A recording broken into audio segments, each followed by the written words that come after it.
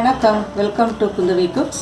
இன்றைக்கி என்ன பார்க்க போகிறோன்னா சனா மசாலா. இந்த சனா மசாலா தேவையான பொருட்கள்: சனா வேக வச்சு எடுத்துருக்கேன். 1 கப்பு சனாவை 8 மணி நேரம் ஊற வச்சு அதை ப்ரெஷர் குக்கரில் போட்டு 1 கிராம்பு, 1 ஏலக்காய், 1 சிறு துண்டு பட்டை, 1 பே லீஃப், உப்பு இதெல்லாம் போட்டு ஒரு 3-4 கப்பு தண்ணி ஊற்றி ப்ரெஷர் குக்கரில் வேக வச்சுட்டேன். வேக வச்சு அந்த தண்ணியை வடித்து, தண்ணியும் தேவை, அதையும் அப்படியே வச்சுருங்க.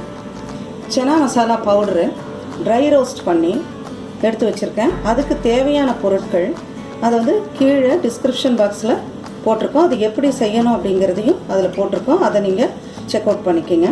ஒரு சிறு துண்டு புளி, தேவையான அளவு உப்பு, 3 தக்காளி, 1 பச்சை மிளகாய், 2 டீஸ்பூன் பூண்டு துருவினது, 1 டீஸ்பூன் துருவின இஞ்சி, இதெல்லாம் பேஸ்ட் பண்ணி வச்சுருக்கேன். தாளிக்க ஒரு பே லீஃப், 2 வெங்காயம் நல்லா பொடியாக கட் பண்ணிக்கணும். இப்போது எப்படி செய்கிறதுன்னு பார்க்கலாம். 2 டேபிள் ஸ்பூன் எண்ணெய், 1 டீஸ்பூன் நெய் ஊற்றியிருக்கேன். இப்போ தாளிக்க போகிறோம். எண்ணெய் காய்ஞ்சிருச்சு. பே லீஃபை போட்டுருங்க. வெங்காயம்,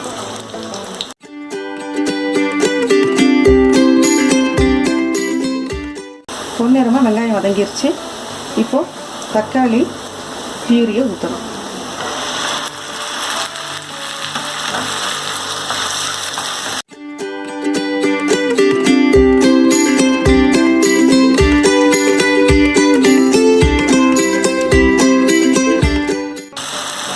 எண்ணெய் பிரிஞ்சு வந்துடுச்சு.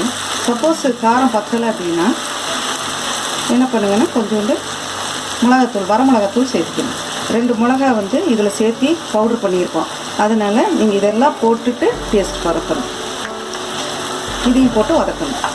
நல்லா எண்ணெய் பிரிஞ்சு வந்துடுச்சு. இப்போ நம்ம கிரேவிக்காக 1/4 கப்பு வேக வச்ச சனாவை எடுத்து மிக்சியில் 1-2 அரைச்சி இப்போ கரைச்சதில் ஊற்ற போகிறோம். வேக வச்ச சனாவை அதோட தண்ணியோட, வேக வச்ச தண்ணியோடு ஊற்றணும். தண்ணியெல்லாம் பார்த்து ஊற்றுங்க, ரொம்ப இருக்குங்க. உப்பு காரம் எல்லாம் இப்போ பார்த்துக்குங்க.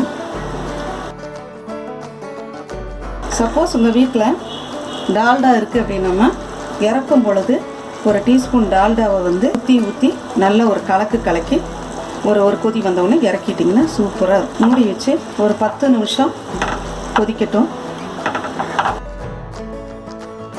அடுப்பை மீடியத்துக்கும் லோக்கும் நடுவில் வச்சுருங்க. கொதிக்கும் போது இடையில கொஞ்சம் கிளறி விட்டுருங்க, இல்லைன்னா அடி பிடிச்சிடும். 10 நிமிஷம் ஆயிடுச்சு. அங்கங்கே அப்படியே எண்ணெய் பிரிஞ்சிருக்கு. 1 டீஸ்பூன் புளி கலக்கி இறக்குனா சனா மசாலா ரெடி. ஸ்டவ் ஆஃப் பண்ணிவிட்டு அருமையான சுவையான சனா மசாலா ரெடி ஆயிடுச்சு. இன்றைக்கி எங்கள் வீட்டில் பூரி வித் சனா மசாலா. இந்த ரெசிபியை ட்ரை பண்ணி பார்த்துட்டு உங்களுடைய கமெண்ட்ஸை எங்களுக்கு போடுங்க. உங்களுடைய ஃபேமிலி ஃப்ரெண்ட்ஸுக்கு ஷேர் பண்ணுங்கள். குந்தவி குக்ஸ் சேனலை சப்ஸ்கிரைப் பண்ணி வச்சுக்கோங்க. கூடவே பெல் ஐக்கானை கிளிக் பண்ணிடுங்க. அப்போ தான் உங்களுக்கு நாங்கள் போடுற ரெசிபியினுடைய நோட்டிஃபிகேஷன்ஸ் தொடர்ந்து வந்துக்கிட்டே இருக்கும். மீண்டும் ஒரு புதிய ரெசிபியுடன் உங்களை சந்திக்கிறேன். நன்றி, வணக்கம்.